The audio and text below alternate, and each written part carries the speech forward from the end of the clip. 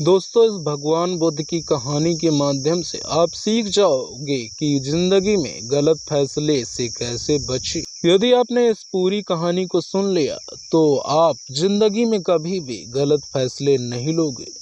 यह भगवान बुद्ध की कहानी है। दोस्तों, वास्तविकता देखी जाए तो हम भी भीड़ का एक हिस्सा बन चुके हैं। हम भी इस भीड़ में अपने आप को भूल चुके हैं।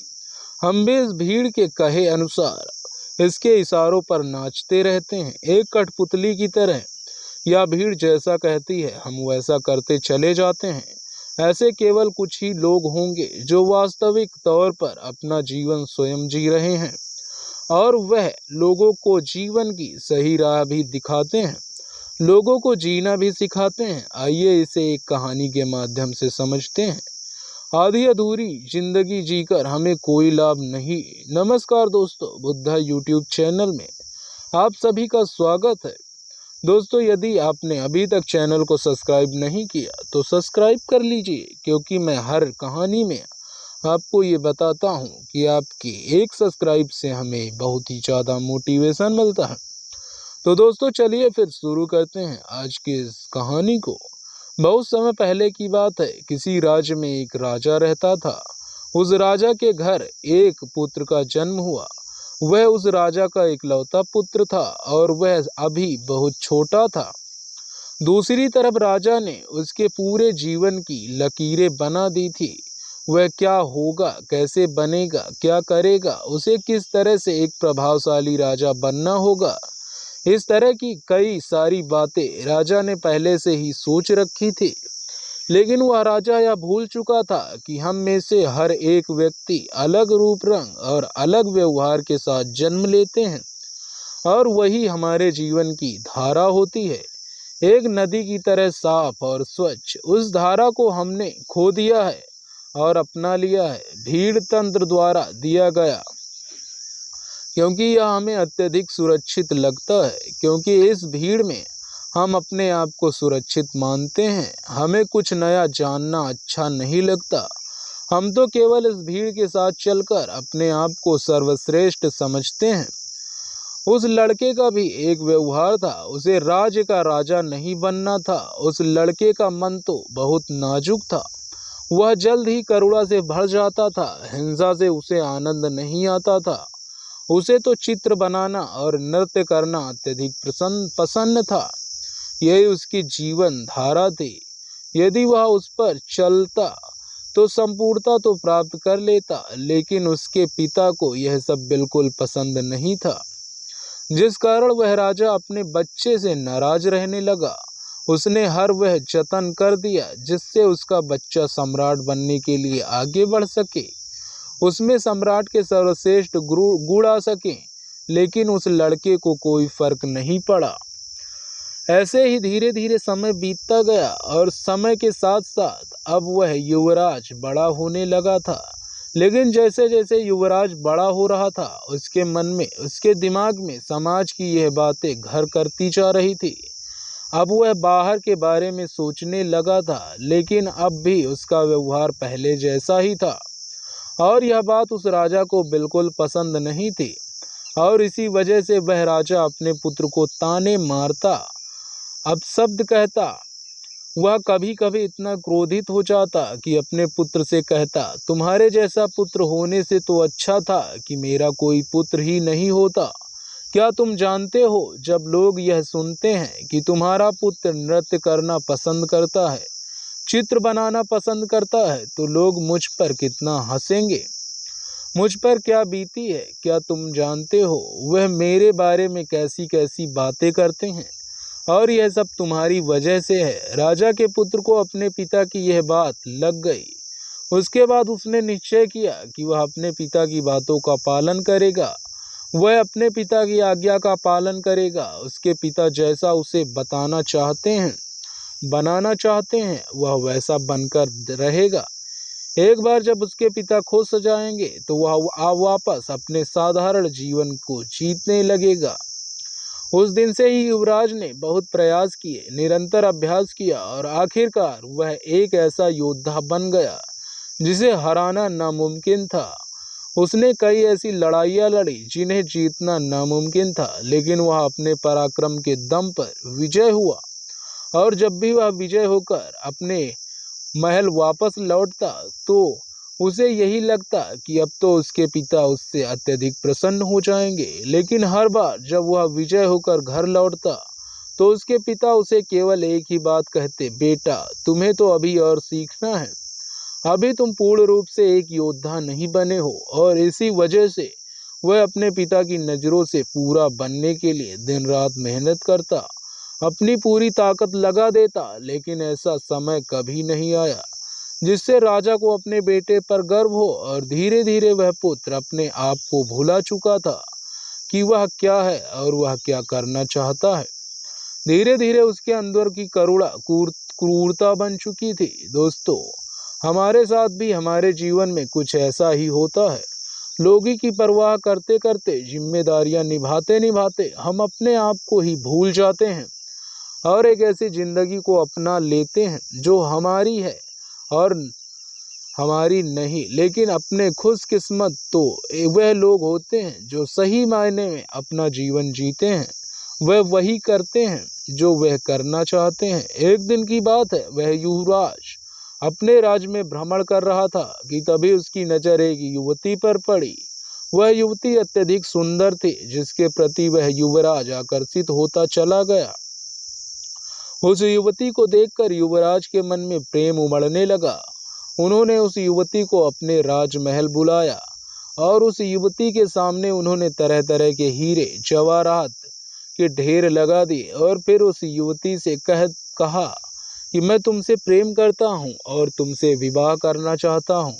या जो कुछ भी तुम देख रही हो यह सब तुम्हारा है, बस मेरे विवाह के प्रस्ताव को स्वीकार कर लो। इस पर वह युवती क्रोधित होकर युवराज से कहती है, हे युवराज, मैं आपसे प्रेम नहीं करती, भला यह कंकड़ पत्थर लेकर मैं क्या करूंगी। यदि आप सच में मुझसे प्रेम करते हो तो मुझे आपकी सबसे प्रिय चीज चाहिए, क्या आप मुझे दे सकोगे। इस पर वह युवराज कहता है, सुंदरी, जो कुछ तुम चाहो वह मैं तुम्हें देने के लिए तैयार हूँ। इस पर युवती कहती है, हे युवराज, मुझे आपका यह राजमहल, यह राजपाट, यह शानो शौकत नहीं चाहिए। मैं तो एक साधारण सी युवती हूँ और मैं आपसे भी यही चाहती हूँ। क्या आप मेरे साथ एक साधारण युवक बनकर जीवन व्यतीत कर पाएंगे? क्या मेरे साथ एक साधारण युवक बनकर चल सकेंगे? अपना यह राजपाट, यह शानो शौकत क्या आप छोड़ सकेंगे? उस युवती की यह बात सुनकर वह युवराज सोच में पड़ गया और उस युवराज को देखकर वह युवती हंस पड़ी और कहने लगी, हे युवराज, यह आपकी धन दौलत, यह आपका साम्राज्य हमारी जिंदगी में कुछ नहीं। धन दौलत, मान सम्मान, पद प्रतिष्ठा ही प्रेम की कसौटी बन जाता है। और आपने देखा ही होगा, जिसके पास जितनी ज्यादा धन दौलत होती है, मान सम्मान होता है, पद प्रतिष्ठा होती है, लोग उसे ही अधिक प्रेम करते हैं, उसकी अधिक फिक्र करते हैं, हमेशा उसके साथ खड़े रहते हैं, उसका सम्मान करते हैं। लेकिन यह सब सच नहीं होता। वास्तविक तौर पर तो वे लोग उस धन दौलत के अधीन होते हैं, उस धन दौलत का सम्मान कर रहे होते हैं, उस राजपाट का, उस पद प्रतिष्ठा का, उस मान सम्मान का आदर कर रहे होते हैं। वे लोग उसकी वाह वाह कर रहे होते हैं, उसी की प्रशंसा कर रहे होते हैं, जो कि एक दिखावा है, जो कि एक झूठ है। और इन सभी झूठों के पीछे हम अपना पूरा जीवन यूं ही व्यतीत कर देते हैं। हम सब इसके पीछे भागते रहते हैं, फिर चाहे वह कोई गरीब हो या फिर कोई अमीर। लेकिन अमीरी आखिरी सांस तक ना तो कोई गरीब से प्रेम करना चाहता है और ना ही इसकी उसकी कोई फिक्र करता है। लेकिन यदि आप किसी को धन दौलत, मान सम्मान, पद प्रतिष्ठा दिखाएंगे तो वह अवश्य ही आपकी झूठी तारीफ करेगा और वह आपका झूठा सम्मान भी करने के लिए तैयार रहेगा। वह आपसे केवल इसीलिए जुड़ा रहेगा क्योंकि उसे वे सारी चीजें पसंद है, न कि आप उस युवती की यह सारी बातें सुनकर युवराज एक बार फिर से कुछ देर के लिए सोच विचार करने लगता है और कुछ देर बाद वह उस युवती से कहता है, मैं तुम्हारे साथ चलने के लिए तैयार हूँ। जैसा तुम चाहती हो मैं एक साधारण जीवन जीने के लिए तैयार हूँ। बस मैं अपने माता पिता को इसकी सूचना देना चाहता हूँ, अपने माता पिता से आज्ञा लेना चाहता हूँ। जैसे ही सम्राट को यह पता चला कि युवराज यह साम्राज्य छोड़कर जा रहे हैं, और वह भी एक साधारण सी लड़की के लिए, उसने तुरंत ही अपने सैनिकों को आदेश दिया कि उस लड़की और युवराज को बंदी बनाकर राज दरबार में पेश किया जाए। सैनिकों ने बिल्कुल ऐसा ही किया। उन्होंने उस लड़की और युवराज को बंदी बनाकर राज दरबार में ले आए। उधर दूसरी तरफ सम्राट ने उस लड़की को जासूसी के आरोप में मृत्युदंड दे दिया। वह राजा यह भूल चुका था कि जब हमारे हाथों में शक्ति होती है, हमारे हाथों में ताकत होती है, तो हम न्याय और अन्याय के बीच का फर्क भूल जाते हैं। हमें तो केवल बस यही लगता है कि हम जो कुछ कर रहे हैं वही सही है। हम अपने आप को सर्वशक्तिमान समझने लगते हैं। इस मृत्युदंड के बारे में सुनने के बाद वह लड़की डर गई और राजा से कहती है, हे राजन, इसमें मेरा क्या दोष है? इसमें मैंने क्या किया है? आपके ही पुत्र युवराज ने मुझे यहाँ पर आने का अनुग्रह किया था और मैं उसकी ही विनती पर यहाँ आई थी, इसीलिए मुझे मृत्युदंड देने का आपको कोई अधिकार नहीं। उधर दूसरी तरफ युवराज भी अपने पिता को समझाने का हर मुमकिन प्रयास करते हैं, लेकिन उसके पिता मानने को तैयार नहीं थे। उसने अपने पिता से कहा, पिताजी, यदि आप इस लड़की को छोड़ देंगे तो आप जैसा कहेंगे मैं वैसा ही करूँगा।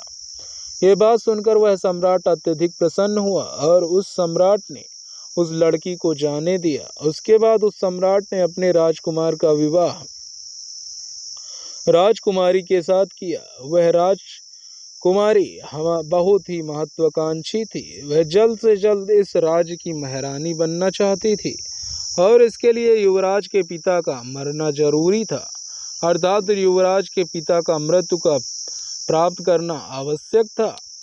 आगे वह राजकुमारी युवराज से कहती है कि अब हम आपके पिता बूढ़े हो चुके हैं, अब आपको इस राज्य का भार को संभालना चाहिए। अब वह इतने बूढ़े हो चुके हैं कि उनके यह राजपाट नहीं संभलता, वह उसे ठीक से नहीं चला पा रहे हैं और वह अब उसके काबिल भी नहीं है। और बुढ़ापे में अक्सर ऐसा ही होता है, हम कभी किसी भी कार्य को ठीक ढंग से नहीं कर पाते, हमारे लिए हर कार्य बोझ बन जाता है। राजकुमारी की यह बात सुनकर युवराज भी राजकुमारी की बातों में सहमत हो जाता है। युवराज को तो यह पता ही नहीं था कि मन ही मन वह अपने पिता से नाराज है और मन ही मन वह अपने पिता के खिलाफ क्रोध को पाल रहा है। वह तुरंत ही अपने पिता के पास गया। उसने राजा से कहा, पिताजी, अब आप बूढ़े हो चुके हो और आपको अब आराम करना चाहिए। आप मुझे सम्राट घोषित कर दो, अब से मैं इस राज्यभार को संभालूं। इस पर वह सम्राट युवराज से कहता है, बेटा, तुम अभी इस काबिल नहीं हुए हो कि मैं तुम्हें यह पूरा राज्यभार सौंप दूं। तुम जिस दिन इसके काबिल हो जाओगे मैं तुम्हें स्वयं इस राज्य का सम्राट घोषित कर दूंगा। ऐसे ही काफी समय बीत चुका था। धीरे धीरे उस राज्य में सब कुछ बदलता जा रहा था और इधर राजकुमार मन ही मन अपने पिता के खिलाफ षड्यंत्र कर रहा था। उसके मन में जो क्रोध पल रहा था वह अब एक चिंगारी की आग के रूप में ले चुका था। वह मन ही मन अपने पिता का दुश्मन बन चुका था। इधर राजकुमारी ने राजकुमार के पिता को रास्ते से हटाने का एक उपाय बनाया। उस समय पड़ोसी राज्य ने उस राज्य पर आक्रमण किया और इसी युद्ध में दौरान वह राजकुमारी चाहती थी कि सम्राट मृत्यु को प्राप्त हो जाए। इस युद्ध के दौरान राजकुमारी ने कुछ ऐसा उपाय किया था कि जब सम्राट अकेले पड़ जाए तब पीछे से उस पर वार किया जाए। दूसरे ही दिन पड़ोसी राजा ने आक्रमण कर दिया। राजा बहादुर से लड़ रहा था और लेकिन युद्ध के दौरान ठीक इसका उल्टा हो गया। राजा की जगह पर वह युवराज दुश्मनों के बीच फंस गया था और वह सम्राट ने यह देखा तो वह अपने पुत्र को बचाने के लिए घोड़े पर सवार वह पुत्र की ओर आगे बढ़े। इस दौरान युवराज ने सोचा कि यही सबसे सही मौका है, मैं अपने पिता के पीछे से पार कर देता हूँ और पूरा राज्य फिर मेरा होगा। जैसे ही युवराज यह सोच रहा था, तभी पीछे से एक दुश्मन ने युवराज पर वार किया, लेकिन तभी सम्राट ने उस वार को अपनी छाती पर ले लिया। वह तलवार सम्राट के सीने को चीरती हुई आर पार हो गई और सम्राट जमीन पर गिर गया। यह देखकर युवराज के हाथों से तलवार छूट गई। उसने तुरंत ही अपने पिता को अपने हाथों से घोड़े पर उठाया और वहां से निकल गया। रास्ते में सम्राट ने अपने बेटे से कहा, बेटा, अब तुम काबिल हो चुके हो और मैं तुम्हें इस राज्य का सम्राट घोषित करता हूँ। जाओ और अपने राज्य को बचा लो। इस राज्य को तुम्हारी जरूरत है। तुम जैसे वीर योद्धा पर मुझे गर्व है। इतना कहकर वह सम्राट वीर गति को प्राप्त हो गया। अपने पिता के मुख से यह सारी बातें सुनकर राजकुमार बहुत दुखी हो गया। उसके मन में जो क्रोध था वह पूरी तरह से करुणा में बदल गया। तब उसे एहसास हुआ कि वह अपने पिता से प्रेम करता है, नफरत नहीं। उसे अपनी गलती पर पछतावा हुआ और वह तुरंत ही वापस युद्ध भूमि पर लौटा और उसने काफी बहादुरी से युद्ध को लड़ा और अपने पिता की याद में उसने इस युद्ध को तो जीत लिया, लेकिन अपने आप को हार गया। युद्ध को जीतने के बाद वापस महल लौटकर वह बहुत परेशान था, क्योंकि राजकुमारी ने जो राजा के खिलाफ षड्यंत्र रचा था। राजकुमार ने राजकुमारी को आजीवन कारावास का दंड दे दिया। राजकुमार बहुत दुखी था। वह स्वयं को भी सजा देना चाहता था। वह इस राज्य का सम्राट बनकर अब खुश नहीं था, ना ही उसके मन में कोई इच्छा रह गई थी।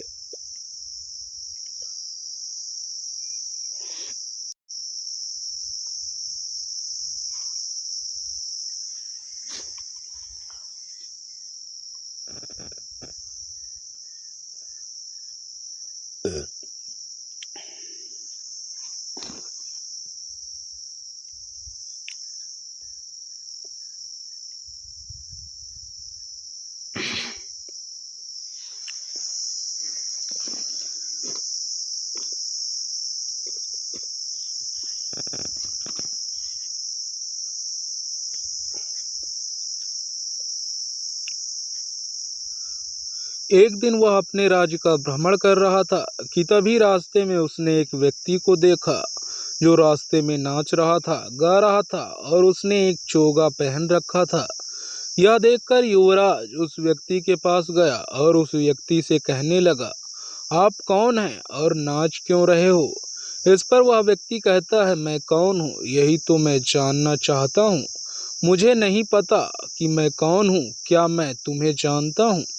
तुम कौन हो? इस पर वह युवराज कहता है कि मैं इस राज्य का सम्राट हूँ। इस पर वह व्यक्ति कहता है, मुझे भी ऐसा लगता था कि मैं इस राज्य का सम्राट हूँ, लेकिन बाद में पता चला कि मुझसे बड़ा भिखारी तो और कोई नहीं है। इस पर युवराज कहता है, आप समझ नहीं रहे हैं, वास्तविक तौर पर इस राज्य का सम्राट हूँ। इस पर वह व्यक्ति कहता है, हाँ, मैं जानता हूँ कि इस राज्य के सम्राट तुम हो, लेकिन कभी इस राज्य का सम्राट मैं भी था और मैंने भी अपने हाथों तुम्हारे पिता को यह राज्य सौंपा था और तुम्हारे पिता मेरे सेनापति हुआ करते थे और तुम्हें और तुम्हारे पिता को यह नहीं पता होगा कि जिस लड़की के लिए तुमने अपना घर बाहर छोड़ना चाहा था, जिस लड़की को तुम्हारे पिता ने मृत्युदंड देना चाहा था, वह पुत्री मेरी ही है। यह सुन वह राजकुमार, वह युवराज उस व्यक्ति के चरणों में गिर पड़ा और कहने लगा, मैंने अपने पिता से आपके बारे में बहुत कुछ सुना है। अब आप ही मुझे बताइए कि मैं आगे क्या करूं। मुझे अब इस राज्य में कोई मन नहीं है और ना ही मैं कोई सम्राट बनना चाहता हूं। इस पर वह व्यक्ति उस सम्राट के हाथों को पकड़ लेता है और उसे एक ऐसी जगह ले जाता है जहां पर एक विशाल वृक्ष था। उस वृक्ष की ओर इशारा करते हुए वह व्यक्ति सम्राट को कहता है, बेटा, इस वृक्ष को देखो, इस वृक्ष की तरह सम्राट बनो। इस वृक्ष पर कई तरह के प्राणी वास करते हैं, लेकिन यह वृक्ष कभी उन्हें हटाता नहीं है, बल्कि उनका ख्याल रखता है, उनका ध्यान रखता है, सबकी रक्षा करता है और सबको भोजन भी देता है और तो और यह वृक्ष हम जैसे पापी इंसानों को भी अपनी छांव में छाया अवश्य देता है, और इतना सब कुछ करने के बाद भी इसे रत्ती भर भी अहंकार नहीं है। यही इस राज्य का असली सम्राट है। लोगों को धोखा देना, लोगों को मारना, युद्ध की नीतियां बनाना, खून बहाना, लोगों की जान लेना, यह सम्राट का असली कार्य नहीं है। जाओ, वापस लौट जाओ अपने महल में और लोगों की सेवा करो, उनकी रक्षा करो जैसे यह वृक्ष करता है। तब तुम सही मायने में एक असली सम्राट बन पाओगे। केवल लोगों को दिखाने के लिए नहीं, अपने आप को पहचानो, अपनी खुशी को पहचानो, जिसमें तुम्हें खुशी मिलती है वह कार्य करो। हम सब तो भटक चुके हैं और इस काल्पनिक दुनिया में यूं ही भटकते चले जा रहे हैं, जहां हर कोई हर किसी को बांधना चाहता है, अपने कब्जे में रखना चाहता है, अपने नीचे रखना चाहता है। जब तुम ध्यान से अपने आप को देखोगे, अपने आप को समझोगे, तब तुम्हें यह एहसास होगा कि हमारे विचार हमारे हैं ही नहीं, हमारी सोच हमारी है ही नहीं। हम जिस धर्म में जन्म लेते हैं, हम तो उस धर्म के बन जाते हैं। दोस्तों, हमारे जीवन में भी कुछ ऐसा ही होता है। हमारे आसपास ऐसे बहुत से लोग होते हैं जो हमें हमेशा कुछ अच्छी तो कुछ कड़वी बातें कहते ही रहते हैं, और उनकी हर बात हमें आईना सा दिखा जाती है। लेकिन हम ऐसे लोगों को ढूंढते रहते हैं जो हमारी हाँ में हाँ मिला सके, वह हमारी गलती को गलत ना कहे, और ऐसे लोग हमें बहका सकते हैं, क्योंकि हम पहले से ही बहकने के लिए तैयार बैठे हैं। जो भी कुछ हम कह रहे हैं, जो भी कुछ हम कर रहे हैं, वह सब सही है। हम कुछ ऐसे लोग चाहते हैं जो हमारे सामने हाँ मिला सके और हमारा साथ दे सके। दोस्तों, आपने आज के इस वीडियो में क्या सीखा वह मुझे आप कमेंट में बता सकते हैं। इसी के साथ मैं उम्मीद करता हूँ कि आपको आज की वीडियो पसंद आई होगी। तो इस वीडियो को उस इंसान को शेयर करो जिससे यह कहानी सुनने की ज़रूरत है, और उसी के ठीक बाद चैनल को सब्सक्राइब कर लो, क्योंकि मैंने पहले भी बताया था कि आपके एक सब्सक्राइब से हमें मोटिवेशन मिलता है। तो चलिए फिर मिलते हैं ऐसी ही एक और नई वीडियो में, एक नए मैसेज, एक नए ज्ञान के साथ। तब तक के लिए आप सभी अपना ध्यान रखें और हमें इजाज़त दें। धन्यवाद। मिलते हैं आगे की कहानी में।